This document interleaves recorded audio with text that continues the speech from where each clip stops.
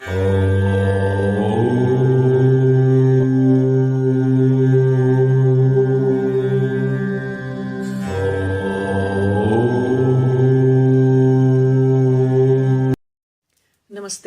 Jai Shivai.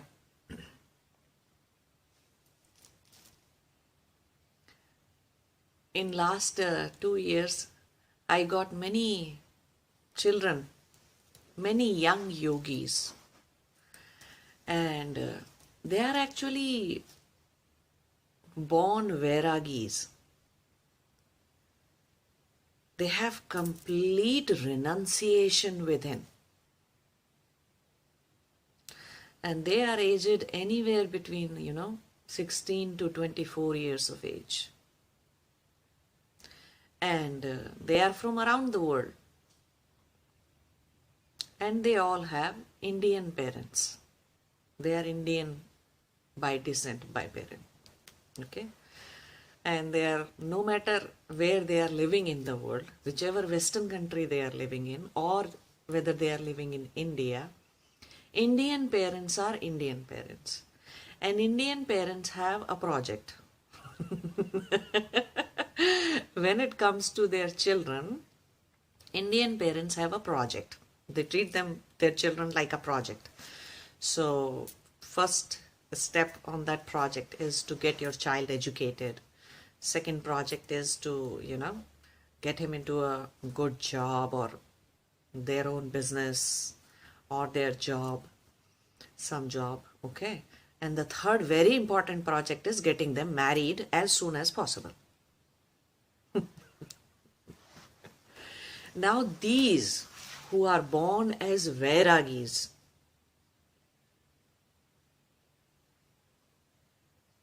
where do these children will go? They know very clearly the drama of this sansara, drama of this world. Right? And they are hell-bent upon running away from house because their parents are forcing them to marry, forcing them to live a life that they do not want. They are renunciate within. So marrying them is not going to help. Marrying them is not a good idea. They'll never get attached. They'll never feel the emotional attachment with somebody for their lifetime to get married. They'll never. Renunciates do not feel that. Renunciate very well know within their heart that they cannot be attached for a long time with anyone. For some time they can play the drama, they can play the leela, but it's wrong. So what is the point in, destroying other girl or other boy's life by marrying them to a renunciate, by marrying them to a person who is a vairagi with him? And many of these parents have a guru of their own, a proper sannyasi guru of their own, official renunciate of their own. They have a guru. So morning, evening they are, praying to that guru or going to that guru. If that guru is in the body, then going to that guru's ashram and, going to the satsangs and bhajans and this and that. But they do not realize that those gurus left their house, left this worldly drama.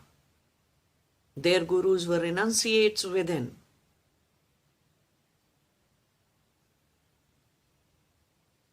They fail to see that and they want to marry their children.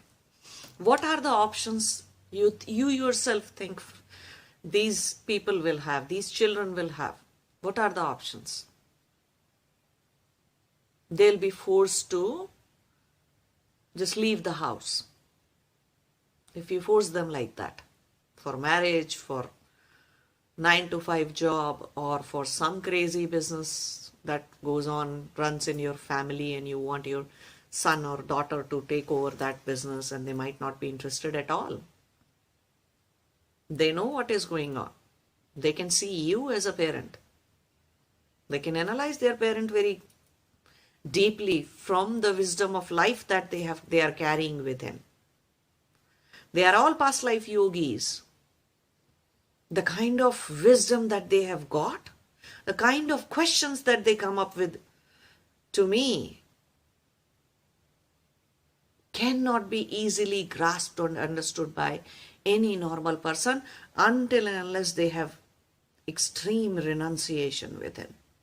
Extreme wisdom that comes through the renunciation within.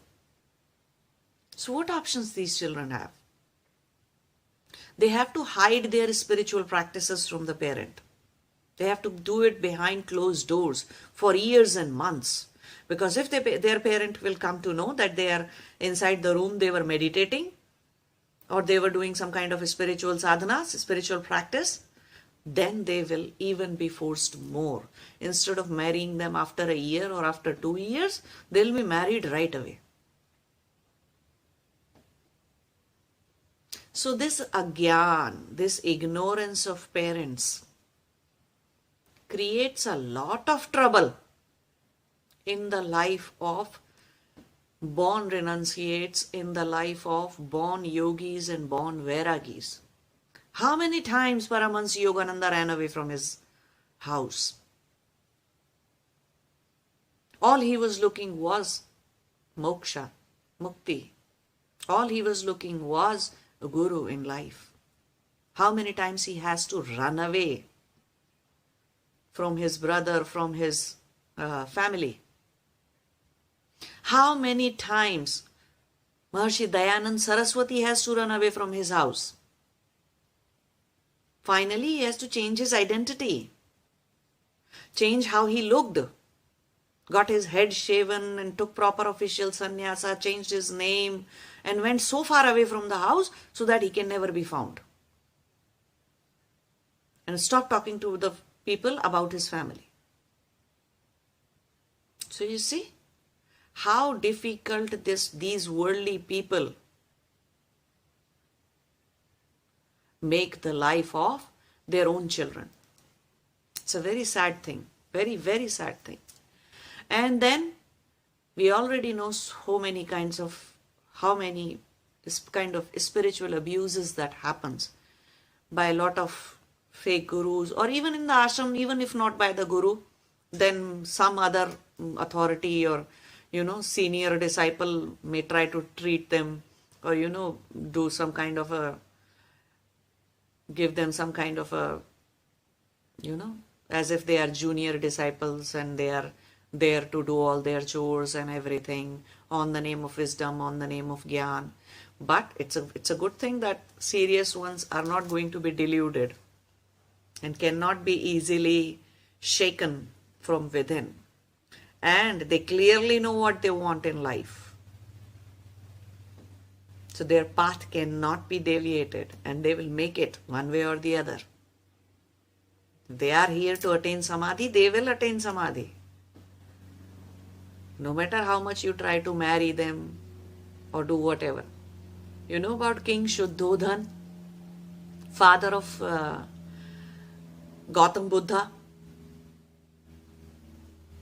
What did he do when he learned that his son is going to be a great renunciate, a vairagi? What did he do? He trapped him inside the palace. He gave him all kinds of pleasures and leisurely things. He tried to marry him, and he was successful in marrying him. A son was born. But then what? Buddha ran away from his house. He has to. He could see the futility of life, futility of living in samsara and keep going just like that. He couldn't take it anymore. So he left even his son, young born son. And a lot of sannyasi and a lot of real sannyasis and vairagis have to do that. Then what is the point in destroying such young yogis and young vairagis and young renunciates life? Why create so much trouble into the path of those who wants to attain the highest goal of their Atma? Highest goal any Atma, any soul could ever have. They're just trying to fulfill that very goal. Why pose so many troubles, so many things in their life? A lot of people are going towards meditation and this and that themselves for health reasons, for the reason, because they for their own reason, from their own well-being, or because there is some bhakti that has arisen within them. But when it comes to children, you want to control their life in every possible way.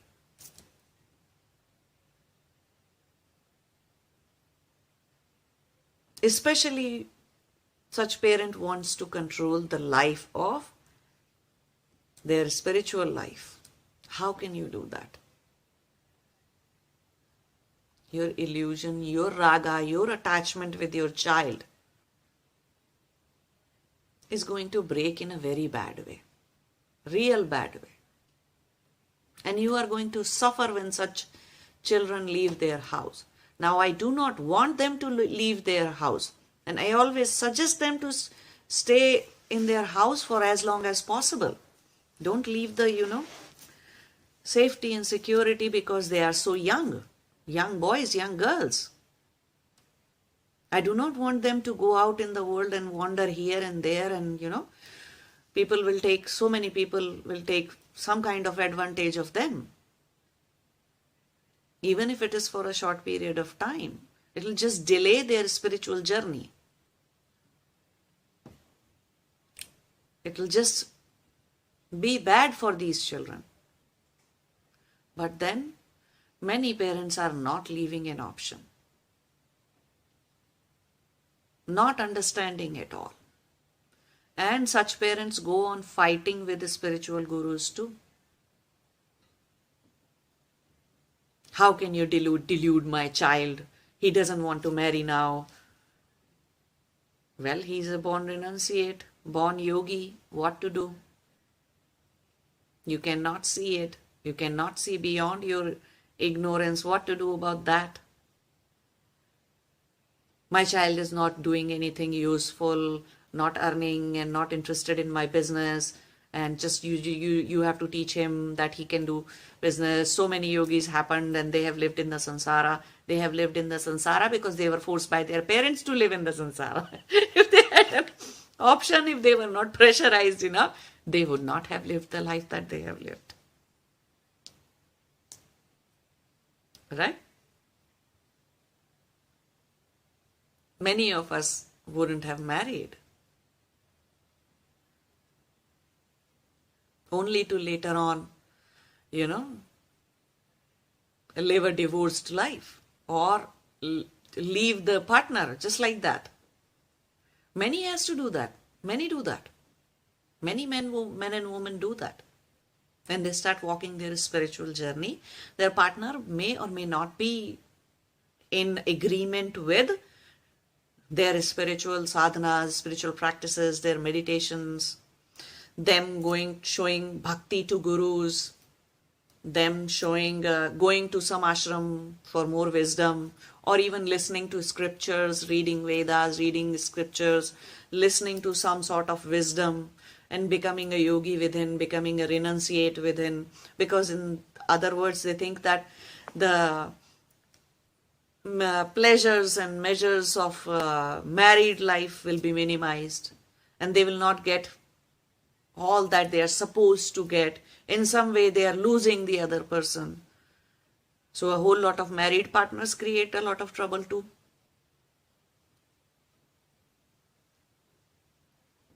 If their wife or their husband wants to walk the spiritual journey, they just want to create havoc in their life. And I have had many such people, where husband wants to walk on his spiritual journey, do his sadhana. He has become a renunciate within. He's not attached with the house or with the children anymore. But no. The wives want to hang on to the neck of their husbands. Same thing is with wives. Many wives have become renunciate within, have left no attachment with the body, have no attachment with this or that, and they cannot sleep routinely with their husbands at night, and they are pressurized for that, and their husband feels even more irritated, becomes a reason for a very disturbed household, everyday fights, everyday arguments, and children are watching all that. So it becomes necessary to divorce such a partner, right? One cannot go just like that. Or they try to just run away. Now a woman is connected to the children as well. And she thinks whether she's attached or not, she thinks that children are her responsibility. It's not a good thing that you force her to run away. And it's not a good thing that you force such a person to, live under such a pressure or things. Look what happened to Mirabai. She was poisoned, right? Just because she was a bhakta and she stayed in Savikalpa Samadhis all the time. And their parents and society and everybody just got her forcibly married to a king. So this desire to possess the other person, whether they are your children or they are your life partners or whosoever they are, your brother, sister, sibling, friends, this desire to possess, this desire that other person belongs to you. No soul belongs to anybody. Atma only belongs to Paramatma, to nobody. And it's a very bad karma to stop such people from walking their spiritual journey. To stop anybody from walking their spiritual journey is a really bad karma.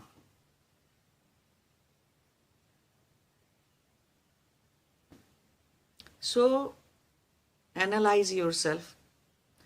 And if you have a child who is a born renunciate, let him or her walk his spiritual journey. There are many good examples too. A lot of parents, when their child became a yogi, child became a spiritual person, wanted to walk their spiritual journey, they wholeheartedly supported it. And later on, they took Deeksha, initiation, from their own child. They became the disciple of their own child. They converted their relationship transcended from being a parent and children to a guru and disciple. There are a lot of good examples too. But less than those who have to face worldly kind of parents. And their parents just left and right want their child to stay in samsara with them, in the world, play in the world with them, be there for them. So is it wrong for these children to take sannyasa, to take official renunciation? No, it is not wrong. However bitter it may sound, but it is not wrong. Any Atma fulfilling his or her Atma's highest purpose is not a wrong thing to do. Are they creating bad karma by leaving their parents? No, they are not creating any bad karma by leaving their parents. And are they incurring some kind of debt, parental debt or something like that, in which they have to pay back in future? No, they are incurring no debt.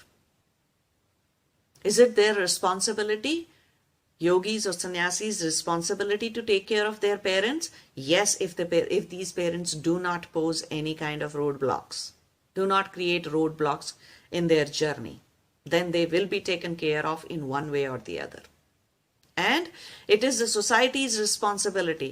It is the responsibility of the entire sansara, those who are still living a worldly life. It's their responsibility to take care of such parents or help them in any way possible whose children, whose son or daughter have left the house to become a renunciate, or whose son and daughter has started walking the spiritual journey. And they will be taken care of. It's not that on the name of taking care of, they do not want their child to go. It's just their raga, their attachment with the child. It's just their own desire to own the child and his life, possess their children's life. Western parents are not like that. I've never seen, I have had many father and daughter, father and son, mother and daughter, mother and son, both walking their spiritual journey. And they are allowing their kid to become meditative. Be meditative, learn yoga, learn meditation, walk your spiritual journey, find the real truth, find the true you, find yourself, be happy, find the meaning of life, find the purpose of life. Be healthy from within. It's just the Indian parents that do that. It's a sad thing. So I hope this helps all those young seekers to understand that they should not feel guilty if they have to leave their parents. They should not feel as if they are doing something wrong, and they are not creating any bad karma by walking their spiritual journey or leaving their house, leaving their parents. It is not like running away from responsibility. Don't think of that. At least those of you who have contacted me, this is, you are a serious yogi. You're a serious, a real renunciate, real vairagi with him. Okay? But stay in the house until you become little bit self-dependent, until you have resources to, go and live and walk your spiritual journey independently. Until then, keep doing your tapasya, keep doing your meditation, your kriya sadhana, whatever it is, keep doing it in the way it is possible. So all these parents, if any of the parents are watching this, then I really, really request you not to create problem in such children's life, not to create roadblocks for an Atma who has come here to be in union with Paramatma. Namaste. Jai Shiva.